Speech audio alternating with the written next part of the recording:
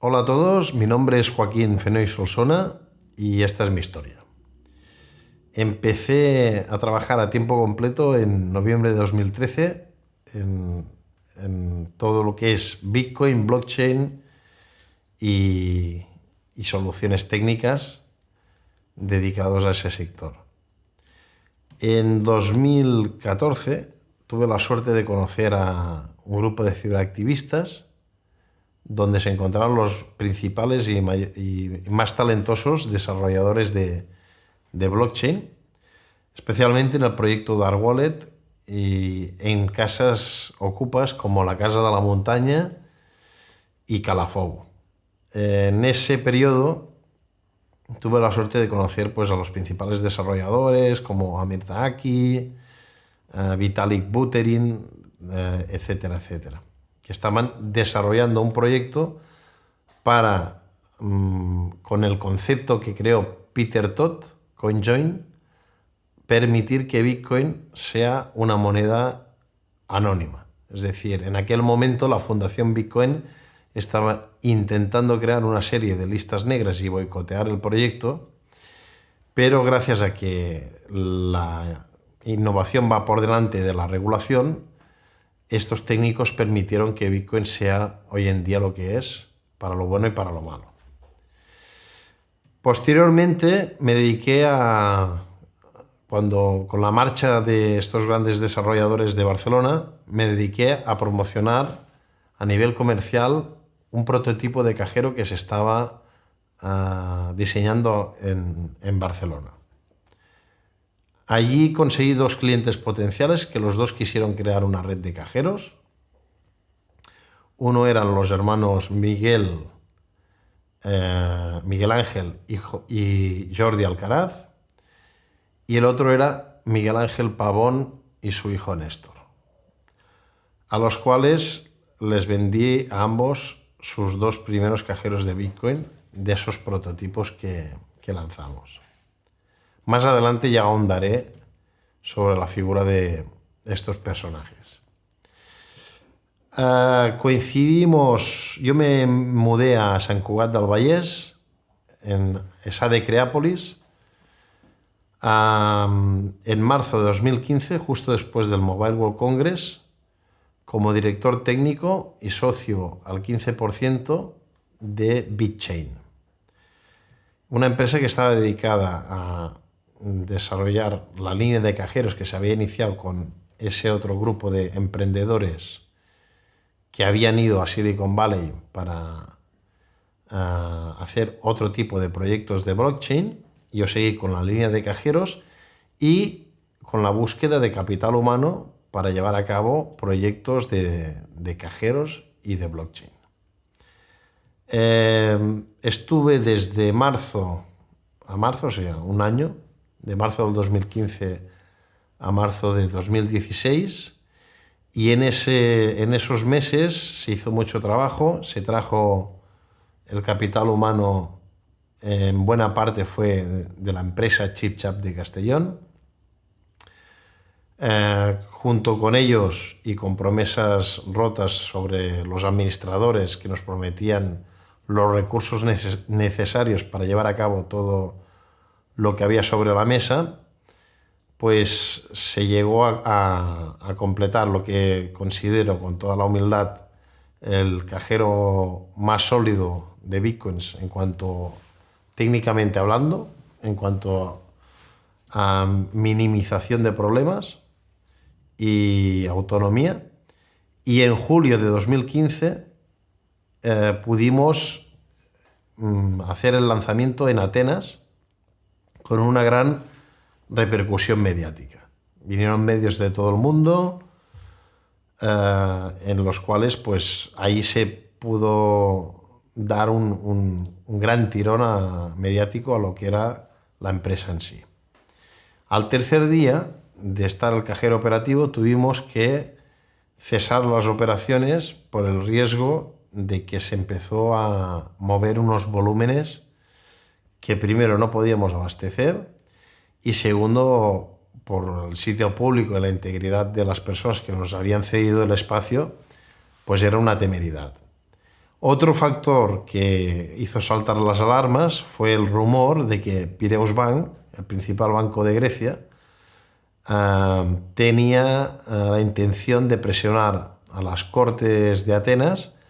para que confiscaran el cajero de manera cautelar hasta que se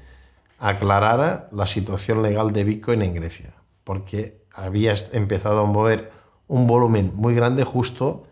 en la semana del control de capitales. Con lo cual, la necesidad en Grecia estaba creada para usar Bitcoin, a diferencia del resto de países donde no dejaba de ser una alternativa, ¿no? Tuvimos que esconder el cajero en un sitio bastante peculiar, un servicio. Fue en ese punto donde yo vi que la cosa tomaba un cariz demasiado turbio, donde me centré únicamente en buscar una vía logística viable para operar en territorio heleno, porque era justo donde la necesidad estaba creada y los griegos estaban dispuestos a pagar sus comisiones por encima del precio de mercado. Es decir, los griegos no tenían la posibilidad al resto de la Unión Europea de poderse registrar a un exchange, y todo el dinero lo tenían que gastar en territorio griego, con lo cual la única posibilidad de saltarse ese bloqueo era comprando bitcoins en territorio local. Eso me llevó a hacer desde julio del 2015 hasta julio-agosto del 16 casi una veintena de viajes, 18 en concreto, cada uno entre 1 a 3 semanas de estancia, intentando buscar las bases legales para constituir la logística y hacer posible el operar telemáticamente, ya que hacerlo de manera local era un riesgo por tener una cantidad de efectivo que era un riesgo tanto para mí como para la operativa en sí. A partir de 2016, la empresa en la que yo estaba, BitChain, unos meses antes había recibido un crédito participativo de 180.000 euros por parte de unos inversores, y justo el día antes, donde los administradores de la empresa creían que iban a recibir una ampliación de capital de 5 millones de euros, se simuló que yo había robado del panel de gestión de ChipChap. Afortunadamente lo hicieron con sus limitaciones técnicas, lo cual pude demostrar y dejar retratado que en ningún modo había podido ser yo el autor de dar esa orden. Y de hecho el 28 de septiembre de 2018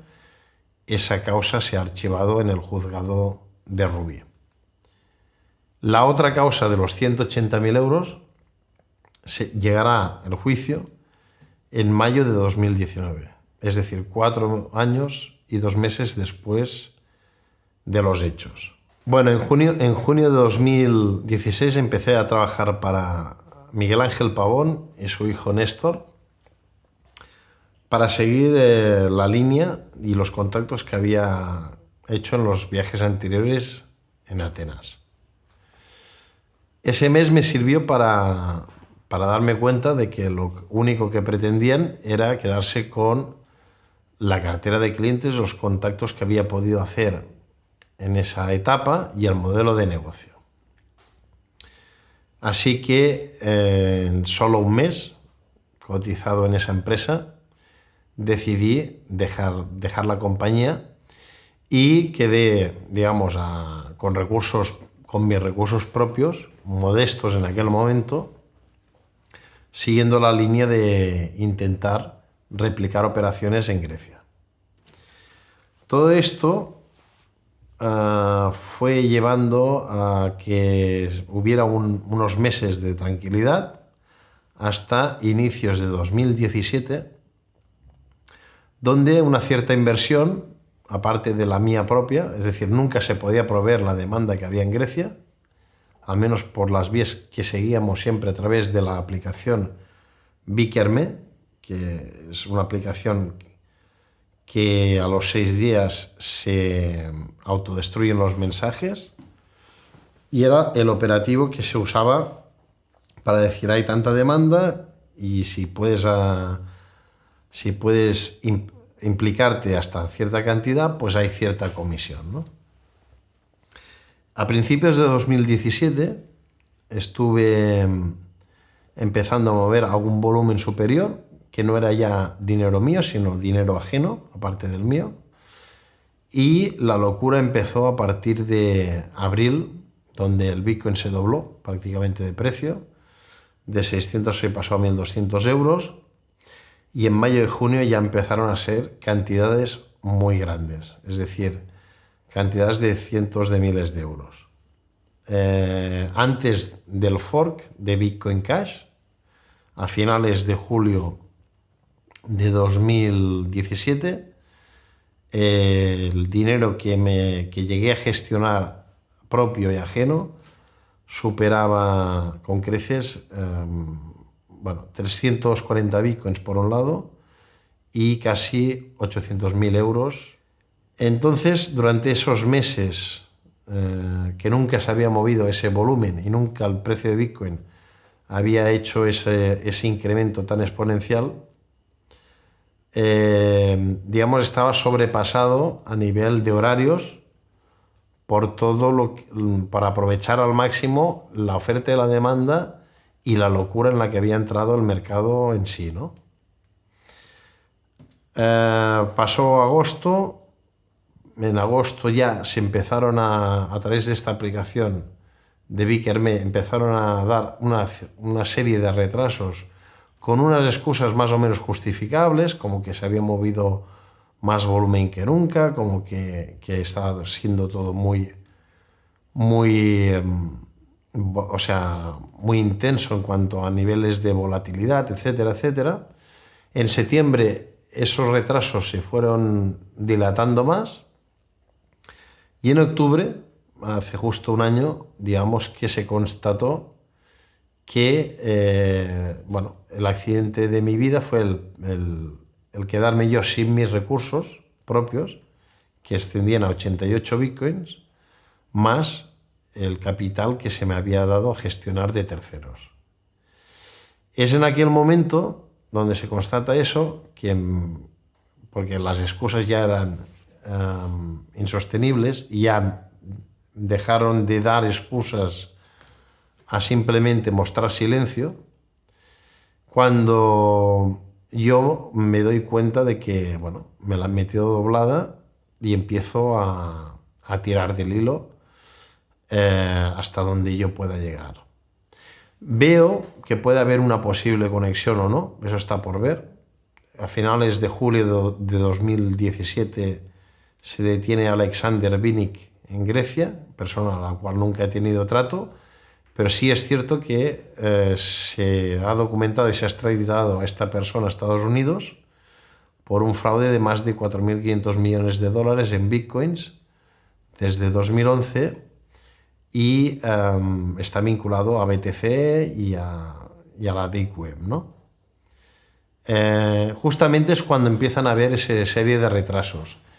Pero todo esto son, digamos, indicios que no son pruebas. Lo que son pruebas es lo que os comentaré a continuación. Es decir, lo que es indemostrable es quién metió la mano en esa cadena de custodia, si la metió afectado por lo que le pasó a Alexander Vinnik o aprovechó ese accidente para justificar que ese puede ser uno de los motivos. Pero sea como fuera, una vez arruinado yo y personas que me habían confiado su capital, me pongo a intentar darle la vuelta y descubro que entre esas personas, porque el comercial que me proveyó de clientes totalmente legítimos, pero algunos muy turbios, cegado por las comisiones que se estaban pagando y los volúmenes que se estaban ejerciendo en aquel momento, esa persona, ese comercial que empezó a colaborar conmigo en abril-mayo, que fue cuando está documentado también por los extractos bancarios, cuantías tan grandes, me había propuesto en varias ocasiones traerme clientes ilícitos o de turbias intenciones, y yo siempre me había negado. Entonces él, cegado por las comisiones, me vistió de persona totalmente legítima a una persona llamada Santi Fuentes Jové. Santiago Fuentes Jové es una persona que ya no solo tiene antecedentes por estafa, sino sentencias por estafa desde el año 2002. Y detrás de este Santiago Fuentes Jové, que se me hizo un Skype en catalán totalmente correcto, luego descubres que si tú pones Santi Fuentes en Google no sale nada malo, pero si pones Santiago Fuentes Jové, pues aparece un poco de todo su historial. Allí lo que pude ver al constatarse esos retrasos y esos problemas tan serios es que detrás de él había gente muy, muy turbia y muy, muy mala. Todo empezó a principios de octubre, cuando mi madre, bueno, a mediados finales de octubre, cuando mi madre, al llegar a casa de comprar, recibió una llamada amenazadora y nada más decírmelo, fuimos a denunciarlo a la Guardia Civil en Sant Andreu de la Barca. Como mis padres son mayores, nosotros nos desplazamos unos días fuera a expensas de que se pudiera solucionar el tema de Grecia, porque la única vía de comunicación era a través de esta aplicación cifrada, que era el Vikerme. Y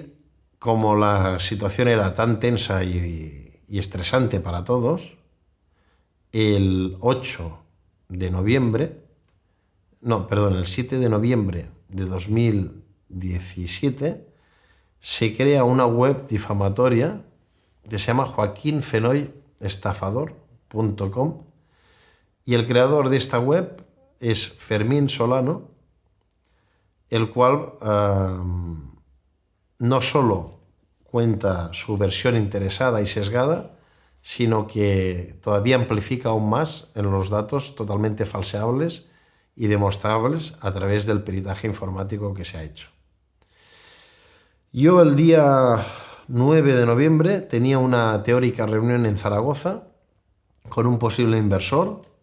a la cual acudí 50% por la desesperación de buscar soluciones y el otro 50% con la certeza de que podía ser una encerrona, pero ya con la voluntad decidida de dar la cara a las personas que se querían coger la justicia por su mano, dar la cara y decirles ahora qué se supone que tiene que pasar, ¿no? Es decir, aquí me tenéis, comprobad que yo no tengo el dinero, comprobad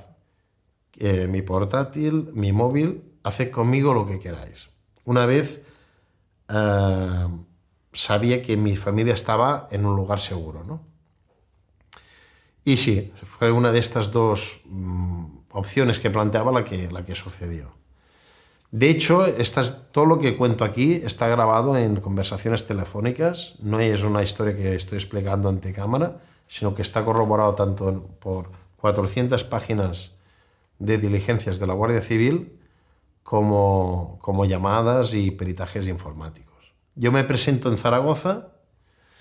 y se me presenta una persona que se llama Óscar Costa, del cual a día de hoy se ha puesto en paradero desconocido, porque ha sido la única de las personas identificadas en el vídeo de mi secuestro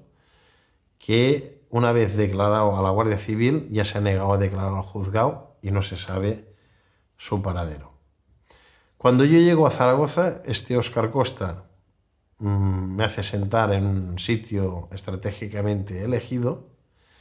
y aparecen de manera espontánea, uno a uno, Santi Fuentes por un lado, Mainer Julián por otro, que es un señor de Colombia, Fermín Solano, que es el creador de la web difamatoria, y Jesús Rodríguez. y me rodean en un sitio que técnicamente no me podía escapar de ahí. Y me dicen que estoy localizado y que les dé mi portátil y mi teléfono móvil para que lo supervisen y realmente comprueben que no tengo ni los bitcoins ni los euros. Está Fermín Solano inspeccionando mi ordenador y mi teléfono móvil, corroboran que efectivamente estoy sin un céntimo, que apenas tenía para gasolina, y entonces me hacen una propuesta, que es que me vaya con ellos, porque si salgo de allí por mi propia voluntad ya me tienen localizado y ya han montado un operativo para secuestrarme, ¿no? Esa es la única alternativa que tenía ante ello. En la barra había otro señor que estaba con ellos, que en la propia grabación de la Guardia Civil se ve cómo se queda cenando luego de que yo me vaya a Barcelona con Mainer Julián, señor de Colombia, y Santi Fuentes. Este señor desconocido de la barra se queda cenando con Fermín Solano y Óscar Costa, y en las declaraciones ante el juez se han negado a dar el nombre de dicho individuo. Durante el trayecto de Zaragoza a Barcelona hacemos una parada en un área de servicio. Yo apuro la gasolina al máximo porque en ese trayecto, pues claro, tú vas conduciendo y la cabeza te va a 1000 por hora, ¿no? Y sabía que en la área de servicio de la Porta de Barcelona, dirección Barcelona, en ese lavabo de esa gasolinera, había que pedir la llave para ir al servicio. A pesar de que ellos se quedan con mis pertenencias, con mi portátil, y revisan todo lo que hago con mi móvil, ellos necesitan para el día siguiente que les consiga 1 millón de euros en bitcoins porque tienen un cliente en Madrid que quiere hacer la compra de esa cuantía. Es por ello que no me incomunican del todo, es decir, me tienen controlado el móvil y el portátil, pero aprovecho justo el momento que voy al servicio para cerrar con llave desde dentro y enviar a mis familiares, a través de la aplicación Signal, una nota de audio diciendo que me han secuestrado y diciendo dónde vamos a aparcar el coche. Gracias a ello, bueno, borro enseguida la nota de audio una vez veo que hay los dos palitos de que se ha recibido en el dispositivo. Borro la nota de audio y nos vamos a pernoctar en el hotel Barceló Sants, a aparcar el coche allí. Una vez llegamos a Sants, pernoctamos en Mainer Julián y yo en el Hotel Ofelia, y al día siguiente ya habían alquilado un piso que vete a saber quién hubiera estado allí, ¿no? Durante la mañana yo estaba intentando hacer lo que me estaban obligando a hacer, es decir, proveerles de esa cuantía de bitcoins que necesitaban para un cliente que está dispuesto a pagarlo en efectivo en Madrid. Y recibí la llamada de la Guardia Civil de Navarra y fue todo muy surrealista porque, claro, no podía hablar con la libertad, ¿no? Es decir, yo estaba simulando una operación de compraventa o de estudio de mercado mientras el Guardia Civil me decía que están aquí sus padres, que si tiramos para adelante lo del secuestro, pues imaginaros, ¿no? La situación era así, sí, es un buen momento para comprar, está al alza, no sé, era todo muy... para dejarlo lo más claro posible que la situación era aquella, hasta que el hombre me dijo que realmente está con ellos y no puede hablar con tranquilidad. Le dije que sí, lo tiraron todo hacia adelante y estábamos Mainer Julián, Santi Fuentes y yo y la pareja de Santi Fuentes, dirección a la estación de Sants a recoger el coche, dirección a un piso que habían alquilado, donde allí vete a saber quién podía estar esperando, ¿no? Y fue en ese instante donde me decían, ya te esperamos aquí en la barra, en la rampa de bajada del parking, que les dije yo, no, mejor, como la pareja de Santi Fuentes lleva un gran maletín, digo, mejor subimos por el hotel y subimos con el ascensor, ¿no? Y fue allí donde había un coche enfrente del mío, ¿no? Y dije, qué mala suerte, ahora hay un tipo bloqueando la salida, ¿no? Con todo el estrés que llevábamos acumulados desde la noche anterior. Entonces, al acercarnos al coche y decirles que se apartara, ese señor dice, ¿qué es este coche granate? Digo, sí, que tenemos prisa, etcétera, etcétera. Vimos que no se apartaba, ni apagaba el motor, ni nada. Uno de ellos casi lo increpó a través del cristal, porque diciéndole que tenía prisa, y entonces apagó el motor. Y entonces al apagar el motor salió y enseñó su placa de Guardia Civil y ahí apareció todo el operativo que por suerte me liberó y me salvó la vida, ¿no? Lo cual nunca tendré suficientemente palabras de agradecimiento por todo lo que hicieron en aquel momento. Posterior al secuestro que tuvo lugar el 9 de noviembre del 17, la Guardia Civil, aparte de salvarme mi vida, hizo un gran trabajo y consiguió en las diligencias las imágenes del propio secuestro. Se reactivó la web difamatoria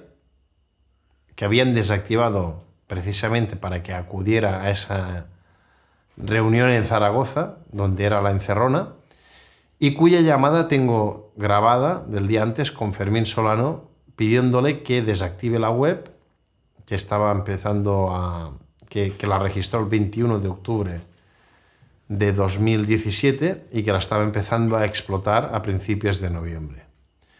Él la desactivó para que yo acudiera a esa reunión y durante el registro del móvil por parte del mismo, durante el proceso de secuestro en Zaragoza, gracias al peritaje informático, se pudo recuperar esa llamada donde queda acreditado que le digo en 2 ocasiones que tengo una reunión importante que puede hacer que se reinicie y se restablezcan las inversiones para intentar devolver en la medida de lo posible lo perdido, pero que espero que no sea una encerrona en 2 ocasiones, como así fue. Una vez constatado que era una encerrona y que posteriormente la Guardia Civil me salvó y me liberó a las 15 horas, se reactivó la web con una serie de, si ya de por sí las cantidades son dramáticas, pues lo amplificó por 2 y amplificó por mucho más la cantidad de teóricos afectados, con el fin de que en caso de que me pasara algo, antes de que yo ratificara el secuestro el 18 de diciembre en la Ciutat de la Justícia, ellos pudieran, a través de su red de personas de su ejército de multiniveles, crear una serie de falsas denuncias, y esa es mi opinión, documentada en gran medida, para eternizar el proceso judicial. Tengo que agradecer también tanto a Mossos d'Esquadra como a Guardia Civil y como a otros servicios públicos del Estado la protección que me brindaron el día que fui a ratificar el secuestro, porque realmente estaba en un periodo de máximo riesgo, ya que se hacía percibir que lo que pretendían era eliminarme. Pude entrar por la rampa de detenidos de manera, digamos, oculta, y el propio abogado de la parte de los secuestradores, ¿cuál fue su sorpresa al verme dentro? Que, bueno, recriminó que casi perdía el tren de vuelta, ¿no? No esperaba ni siquiera que llegara a los juzgados. La declaración duró unas 2 horas. Aparte de la secretaria judicial, acudió el juez y posteriormente a eso siguieron las presiones y desde noviembre, primeros de noviembre de 2017 hasta la actualidad, tanto yo como mi familia nos hemos visto forzados, no por algo ilegal, no en huida de la justicia, sino en huida de mafias que extorsionan y que secuestran a gente, a vivir en la clandestinidad y mermados tanto moral como económicamente por culpa de esta gente. El motivo de este rodaje es para dejar testimonio de esta situación tan dramática y también para pedir que el proceso judicial sea lo más rápido posible para que la justicia dé dicha cuenta de todo lo documentado y acaecido en este año que está siendo muy dramático tanto para mí como para mi familia. En la parte constructiva ante un problema tan grande, lo único que te queda cuando lo pierdes todo es tu experiencia y tus conocimientos. Y gracias a ello, gracias a gente que he conocido en estos más de 5 años en el mundo de Bitcoin y blockchain, gente a la que en su día también ayudé de manera desinteresada, pues hemos creado un proyecto que, sin querer sonar a presuntuoso, creemos que tiene un potencial importante y que puede generar los ingresos suficientes como para devolver el dinero perdido a los inversores legítimos. De esta nueva empresa yo tengo el 21,5%, del cual irá íntegramente todos sus beneficios hasta cubrir dicha deuda a los afectados. También quiero decir que en octubre, noviembre de 2017, previo al secuestro, Miguel Pavón envió unos mensajes diciéndome y advirtiéndome que habían ido unos colombianos preguntando por mí y que si no le enviaba un Bitcoin en aquel momento, como había trabajado un mes para él y tenía una nómina, le iba a dar la dirección de casa de mis padres a esos colombianos. También dijo que eran clientes suyos desde hacía más de 2 años. Cuando apareció la página web, también se jactó y dijo que, mira, eres famoso, tanto él como su hijo Néstor. Este señor, al cabo de un mes y medio, salió en el periódico Confidencial conforme había estafado 4,6 millones de euros en una demanda que le hicieron inversores afectados. Al cabo de 2 semanas, Fermín Solano, el creador de la página web, contactó con una periodista, Júlia Manresa, del diari Ara, dándole su versión interesada y sesgada de lo que había pasado, diciendo que yo estaba fugado de la justicia desde noviembre de 2017. Entonces, Júlia Manresa, del diari Ara, publicó mi nombre y apellidos completos y Fermín Solano lo dejó en el seudónimo F.S, acusándome de un fraude millonario. Un emprendedor catalán comete un fraude millonario en bitcoins. Esta chica no cometió el error periodístico de no contrastar la noticia conmigo, a la cual, una vez se hizo pública, evidentemente yo llamé al periódico y contacté con ella. A los 2 días emitió mi versión, pero menos extensa en cuanto a porcentaje de papel o de caracteres. Y luego, posteriormente, contacté con el director del periódico para que en la sección de cartas al director también se expusiera una disculpa y una aclaración de que el creador de esa noticia y de esa página web era Fermín Solano. Luego, un periodista del periódico El País, Cristian Segura, me contactó porque el propio Fermín Solano también lo había intentado captar desde su punto de vista interesado y sesgado, es decir, dando la información que a él le interesaba dar. En cambio, él hizo el trabajo de conseguir mi número de teléfono,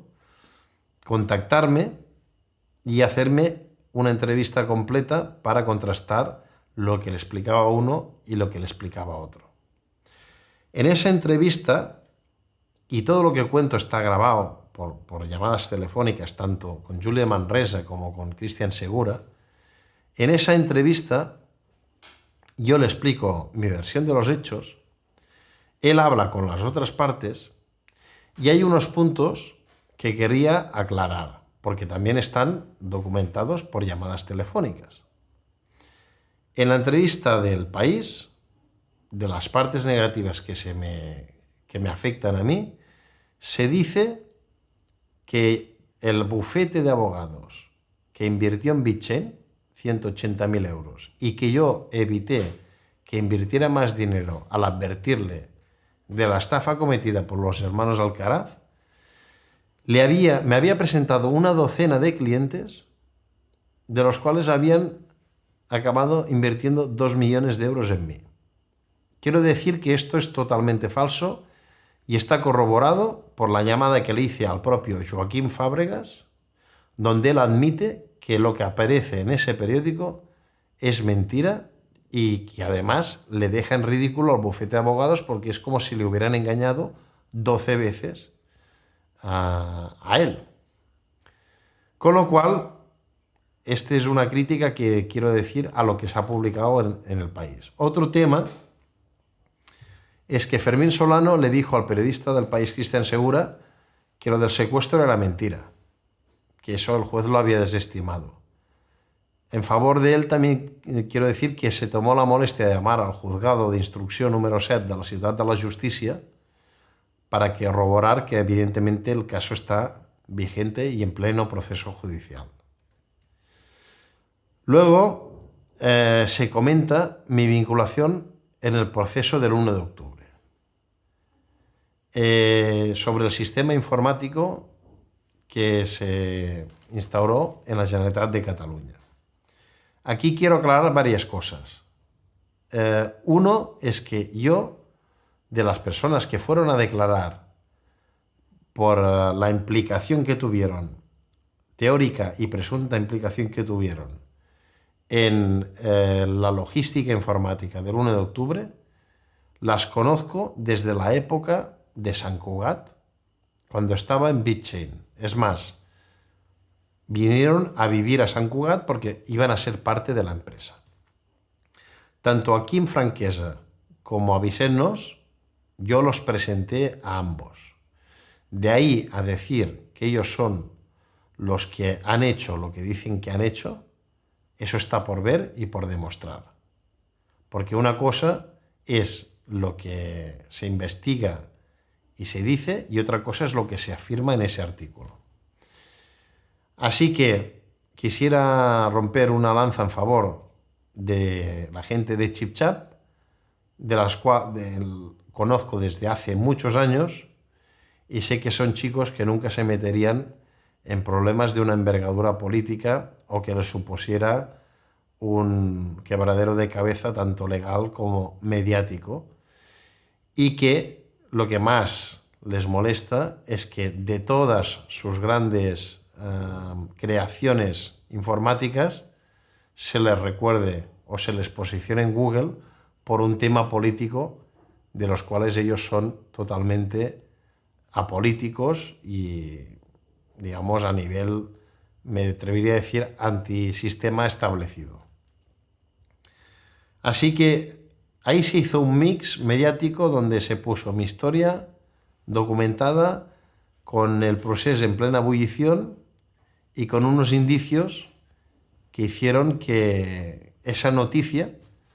por un lado, diera mi versión de los hechos, pero por otro, se me acusara de cosas que quería matizar. Una, que yo presenté a Quim Franquesa y a Vicent Nos, que han tenido que ir a declarar por el tema del 1 de octubre, pero que yo no he tenido nada que ver en el proceso, ni en la elaboración, del sistema informático del 1 de octubre y no creo que ellos tampoco, al menos Vicent Nos, no tenga nada que ver en un tema de complicarse la vida en ese sentido, hasta donde yo lo conozco. Pero bueno, eso está por ver y eso ya dará dicha cuenta a la justicia, pero desde aquí quería dar mi opinión y aclarar ese punto en ese concepto tan grave. Sobre Miguel Pavón, el 30 de abril de 2018 presenté una demanda en la Comandancia de la Guardia Civil de Barcelona hacia Verónica Lorente, propietaria de una cuenta de la Caixa que gestionaba en la plataforma Local Bitcoins con el nombre de usuario Funky Store. Esta tal Verónica Lorente trabajaba con Edward Mattox, que colaboraba directamente con Miguel Pavón, como así ha quedado acreditado tanto en WhatsApps como en conversaciones telefónicas. Al cometerse ese fraude de 40.000 euros el 28 de julio de 2017 y constatarse con los días, porque no llegaron ni han llegado ni los euros ni los bitcoins, que en aquel momento tenían un precio de mercado de 2.450 euros, interpuse la demanda el 30 de abril y esta demanda está tramitada en la Comandancia de la Guardia Civil de Sant Andreu de la Barca y está gestionada por la sección de delitos económicos.